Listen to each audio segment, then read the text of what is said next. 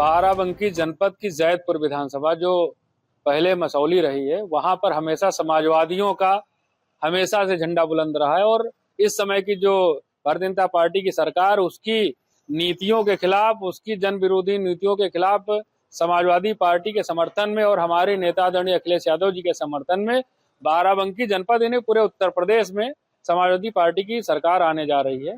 इसलिए मुझे उम्मीद है कि बाराबंकी जनपद में 6 सीटें समाजवादी पार्टी जीतने जा रही है। जैदपुर में हमारा क्या, मैं उपचुनाव जीता 2019 का, उसके बाद 2022 में मैं चुनाव जीता। और अभी भी हमारे जितने समर्थक थे, जितने बड़े बुजुर्ग, नौजवान, माताएं बहनें, जिनका भी आशीर्वाद मिला था, उससे बढ़त ही हुई। क्योंकि आपने देखा होगा इंडिया गठबंधन की जब से अभी जो 2024 का चुनाव हुआ है, उसमें हमारी पार्टी को, इंडिया गठबंधन के जो प्रत्याशी थे, उनको 1,62,000 वोट मिला है और भारतीय जनता पार्टी के कैंडिडेट को मात्र 1,07,000 वोट मिला है। अगर उसी से अनुमान लगाया जाए तो हमारी पार्टी का भारी भरकम बहुमत से हम लोग जीतने जा रहे हैं। और मैं उम्मीद करता हूं कि हमारे जितने भी लोग हैं, सहयोगी साथी हैं, वो आज भी हमारे साथ उसी तरह उनका आशीर्वाद और सहयोग मिलता जा रहा है। आपका जयपुर में रहा, क्या विकास है? देखिए, विकास की अगर बात करी जाए तो कहीं न कहीं, क्योंकि भारतीय जनता पार्टी की हमेशा पॉलिसी रही है, जब से मैं देख रहा हूं, मैं जब से विधायक बना हूं, कि वो हमेशा विपक्ष के विधायकों को किसी भी विकास कार्य में उचित भागीदारी नहीं देते हैं। उसके बावजूद भी हमने काफी अपने दम पर और अपने पार्टी के नेतृत्व के दम पर जो भी संभव हो पाए, मैंने विकास कार्य कराने का काम किया है। अब आपने बहुत अच्छा मुद्दा पूछा है। आप बहुत बड़े जिम्मेदार पत्रकार, हमारे बाराबंकी जनपद के रहने वाले हैं। आपने देखा होगा भारतीय जनता पार्टी ने अभी त्वरित आर्थिक मदद के माध्यम से अपने सरकार के जो 3 मौजूदा विधायक हैं, उनको आपने देखा हो लगभग 5 से लेकर 10 करोड़ तक का देने का काम किया। और जो विपक्ष के माननीय 3 विधायक हैं, उनको मात्र 1 करोड़ के अंदर जो विकास निधि देने का काम किया। तो आप खुद समझ सकते हैं, आप आकलन कर लीजिए कि भारतीय जनता पार्टी क्या चाहती है और क्या करती है और क्या बोलती है। 2022 में चुनाव बढ़िया लड़ा गया, अच्छा जनता का अपार समर्थन मिला, लेकिन बहुत ही मामूली अंतर रहा और कहीं ना हम लोगों से कुछ चूक हुई जरूर, जिसमें जो अंतर था उसको हम लोग पूरा नहीं कर पाए। आगे 2027 में क्या रणनीति आपकी? 2027 में इस बार इस क्षेत्र की जनता भारतीय जनता पार्टी को जिताने के पक्ष में है।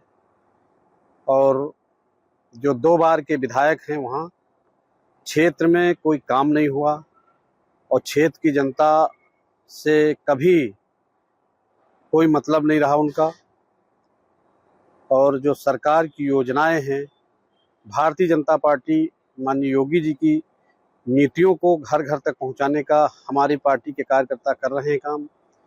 जो भी सरकारी योजनाएं हैं गरीबों तक पहुंच रही हैं। इसलिए इस बार जैदपुर की जनता भारतीय जनता पार्टी के पक्ष में मतदान करने जा रही है। देखिए, जैदपुर की जनता के साथ धोखा हुआ है और जैदपुर की जनता ने से जो चूक हुई है वो 2027 में उसको सुधारेगी और भारतीय जनता पार्टी के पक्ष में ही मतदान करना है। और यहाँ के जो विधायक हैं, उनका कहना है कि सरकार ने हमको कोई योजना नहीं दी, इसलिए हम विकास नहीं कर पाए। लेकिन सरकार का जो फंड है सभी विधायकों को मिलता है पूरे, चाहे सत्ताधारी पार्टी के विधायक हों चाहे दूसरी पार्टी के विधायक हों।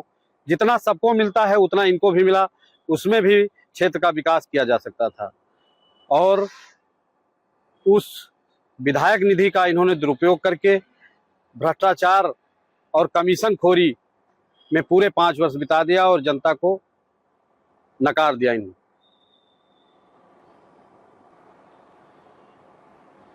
देखिए, हमारे देश के यशस्वी प्रधानमंत्री और उत्तर प्रदेश सरकार के मुखिया परम आदरणीय योगी आदित्यनाथ जी की जो जन कल्याणकारी योजनाएं हैं, उनको लेकर के हम लोग जा रहे हैं गांव-गांव, घर-घर जनसंपर्क करके। गांव चलो अभियान के तहत पार्टी के जो अभियान आ रहे हैं, हमारी पार्टी के कार्यकर्ता लगातार चुनाव हो या ना हो, हर समय चुनाव के मूड में रहते हैं और चुनाव लड़ने के मूड में रहते हैं और जनता के बीच में सदैव रहने का काम करते हैं। देखिए, जैदपुर जो एससी सीट है ये अभी समाजवादी पार्टी के पास है। उनका एमएलए है। 2027 में देखिए, अगर ये सारा कुछ डिपेंड करता है जो एससी वोट है वो किस तरफ जा रहा है। अगर वो बहुजन समाज पार्टी कुछ ज्यादा वोट ले जाती है तो फिर ये इलेक्शन फंस सकता है और इसमें हो सकता है कि बीजेपी को फायदा मिल जाए।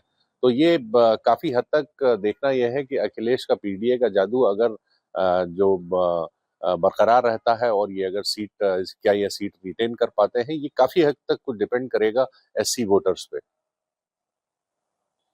2027 में आपको क्या लग रहा है, कौन भारी रहेगा जयपुर में? देखिए, मैंने जैसा बताया कि इनके जो इनकम्बेंट हैं उनकी थोड़ा सा देखिए एज तो हमेशा रहती है वो, लेकिन चूंकि हम सिचुएशन ऑन ग्राउंड जो है वो बदली है 2024 के बाद से काफी बदली है। योगी आदित्यनाथ ने भी काफी इस पूरे लोकसभा क्षेत्र में कई बार विजिट किया है, तो थोड़ा सा प्रोफाइल बदला है। और दूसरा देखिए, समाजवादी पार्टी को ये भी ध्यान देना पड़ेगा कि एसआईआर के बाद की क्या पोजीशन है, वो वोटर्स कितने वोटर्स काटे हैं।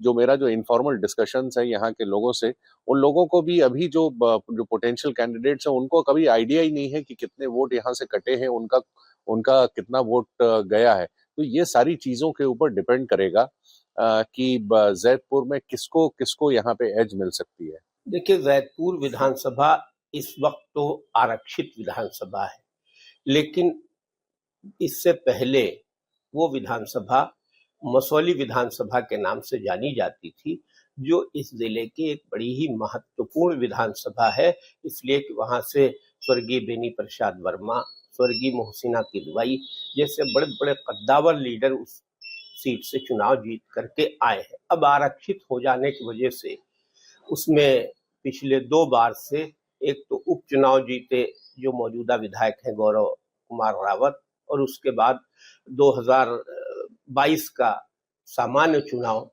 वही गौरव रावत जीते।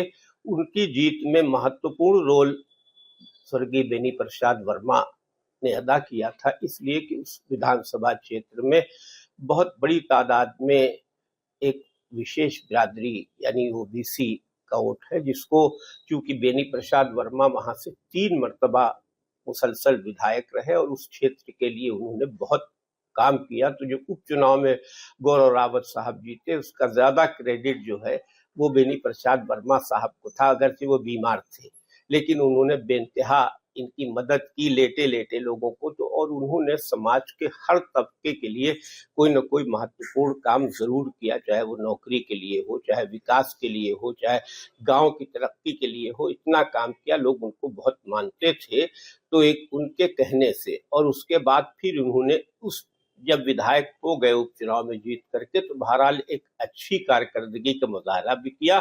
साथ साथ में वो जो पीडीए का फैक्टर है उसमें बहुत अच्छी तादाद में उस विधानसभा क्षेत्र में कुर्मी बिरादरी का भी वोट है, यादव बिरादरी भी है और मुसलमान भी बहुत बड़ी तादाद में वहां वोटर है, दलित तो है ही है।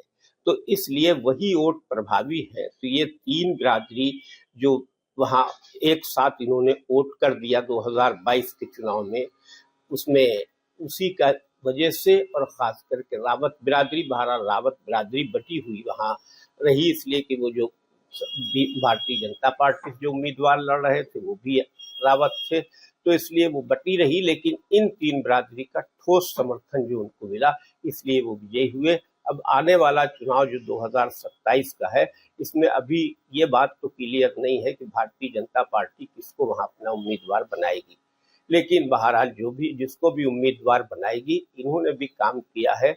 लेकिन अभी एक चुनौती इनके सामने होगी, तीसरा चुनाव जीत जाना इतना आसान नहीं होगा, इसलिए कि 2 बार से ये है, 2 बार से जो इनकम्बेंसी कहते हैं वो इनके साथ साथ है। लेकिन अब क्या मुकाबला होगा ये तो उम्मीदवार तय होने के बाद तय होगा। जब सपा कांग्रेस अलायंस होता है तो इससे कांग्रेस में जाने की उम्मीद लग रही है? कांग्रेस में जाने की उम्मीद तो कम है। अगर अलायंस हुआ तो कांग्रेस का उम्मीदवार मजबूत चुनाव लड़ेगा, अभी इतना कहा जा सकता है। जाने की बात तो नहीं क्लियर हो सकती, लेकिन अगर अलायंस हुआ और कांग्रेस उस अलायंस में चाहे समाजवादी को टिकट मिले और चाहे कांग्रेस को, ऐसे मुझे असंभव लग रहा है, इसलिए कि अलायंस भी होगा तो सिटिंग विधायक को छोड़ करके कांग्रेस पार्टी को नहीं दिया जाएगा। जहां तक मेरा तजुर्बा है वो मेरा तजुर्बा ये है कि टिकट मौजूदा विधायक को ही मिलेगा। ये मेरा अपना यही कहना है इस सिलसिले में।